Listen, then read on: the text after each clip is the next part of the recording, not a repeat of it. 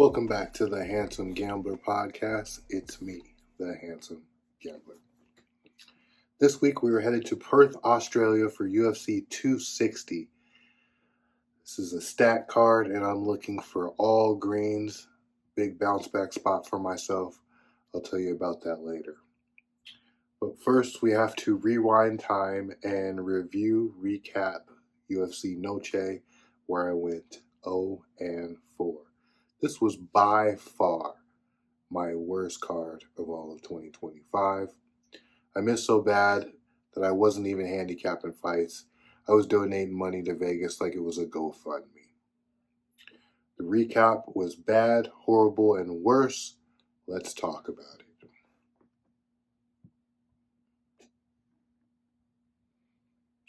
The first fight was the wash where I had Zach Reyes over SD Dumas or Sudikris Dumas.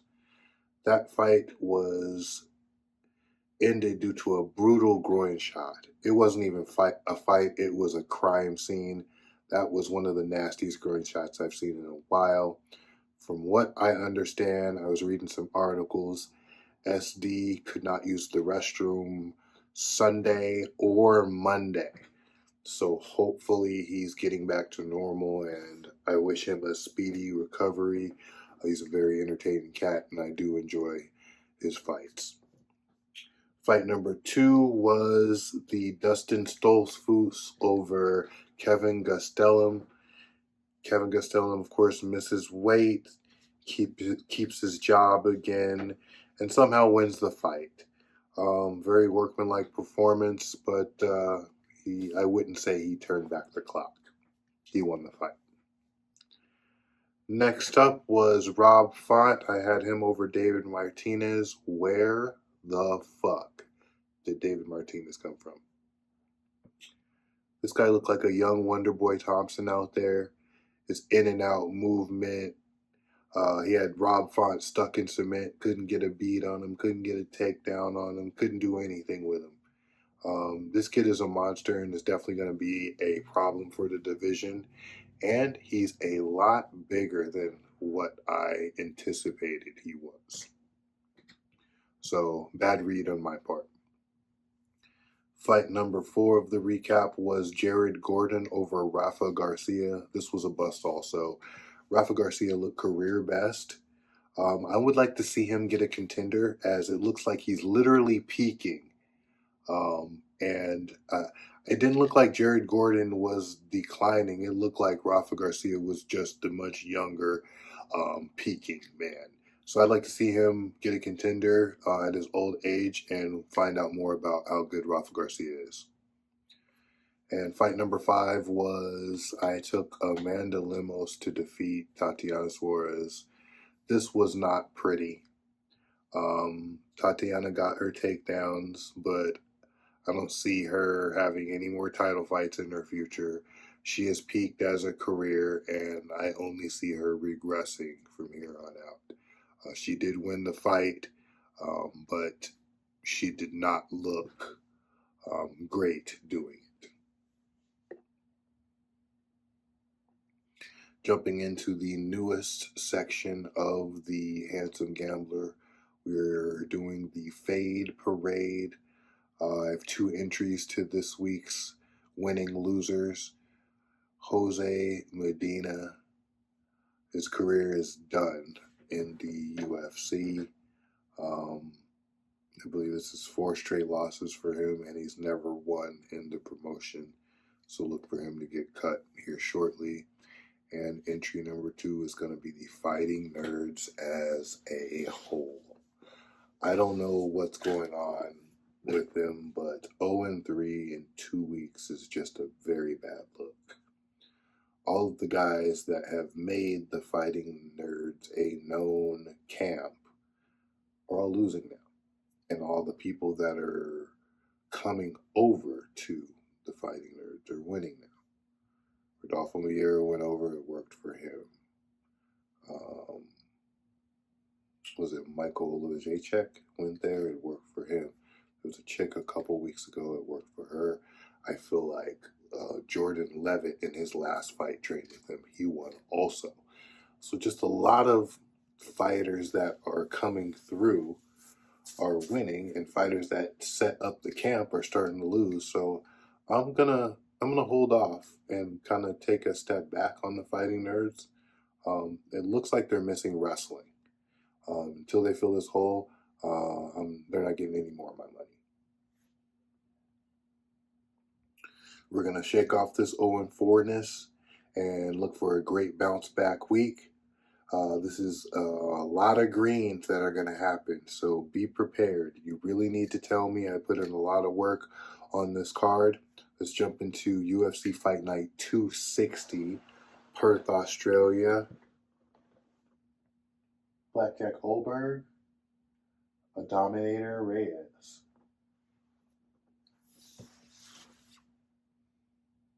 Let's jump into these picks.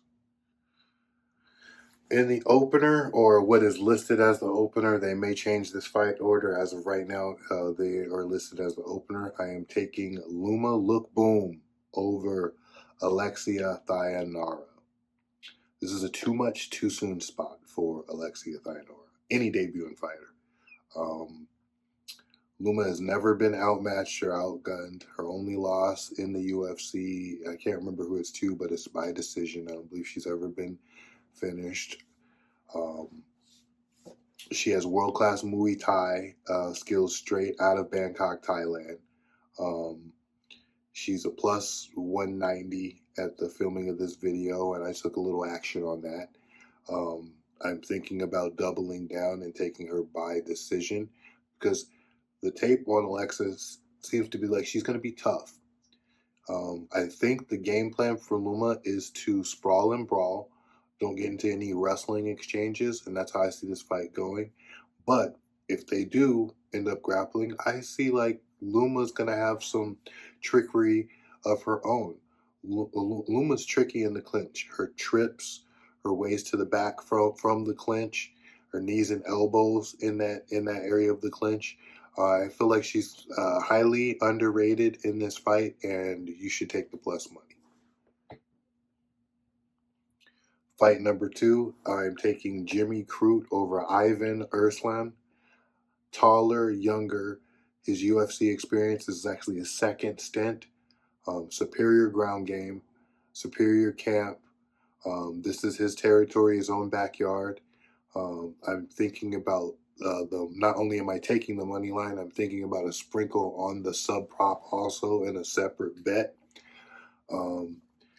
I believe that this has the potential to be the easiest money on the card. Jimmy Crute over Ivan Erslan, money line, and maybe sprinkle the sub prop. Fight number 3, Brando Pericec over Elijah Ellison. There wasn't too much footage on Elijah Ellison, but I don't think it matters here. These are heavyweights. Brando's bigger. He's meaner. Home field advantage. Training at a city kickboxing. They're going to have him ready to go, all shaped up. This is both of their debuting, but I feel like all debuts are not equal. And Brando, moneyline it, as it is a debuting fighter. I would not push it and look for the knockout, as one punch changes everything at heavyweight. So I would tread very lightly, but Brando moneyline is the pick. Fight number 4 is Navajo Sterling over Rodolfo Bellato. Taller, longer, younger, gets hit a lot less. 80% takedown defensive. Bellato wants to grapple. I feel like this fight only goes one way.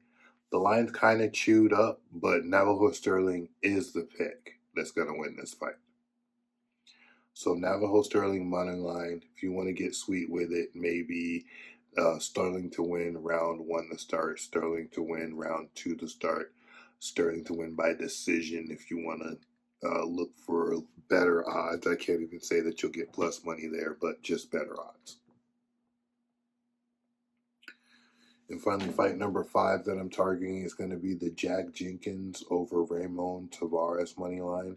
Similar to the last fight with Navajo Sterling, hometown advantage, better overall fighter, more defensively sound.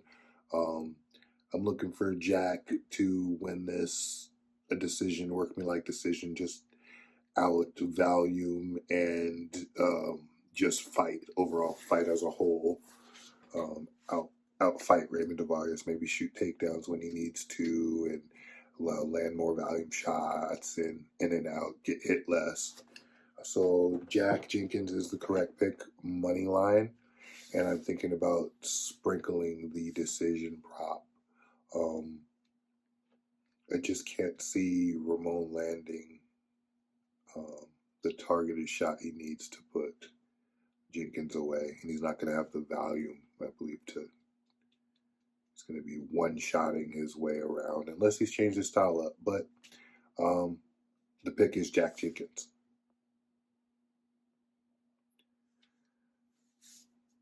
This is a part of the show that I'm actually kind of fond of. It's growing on me the more I do it. It's the unofficial main event lead. Since I've been doing this, I think I'm 3-1, or either 3-1 or 2-2. I can't remember since I started unofficially picking the main events.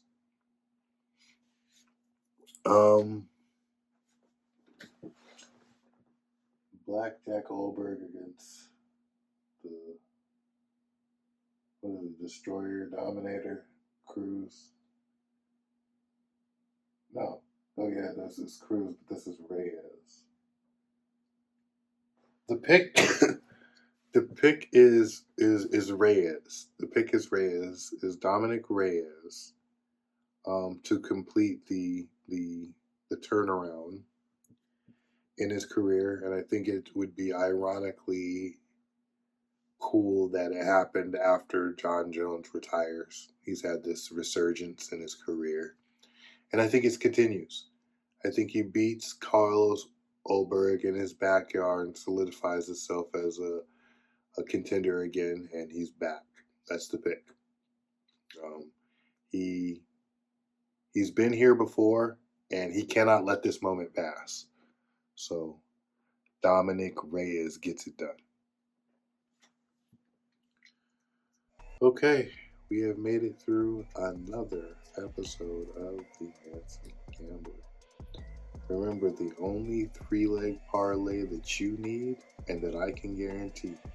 Your first leg is going to be hitting the like button, second leg is going to be hitting the share button, and your third leg is going to be the subscribe button. This hits 100% of the time. It's the only bet that I hit last week. Stay sharp, play smart, bet on charm, and win with style. I am the Handsum Gambler, and I'm cashing out, folks. I will see you next week.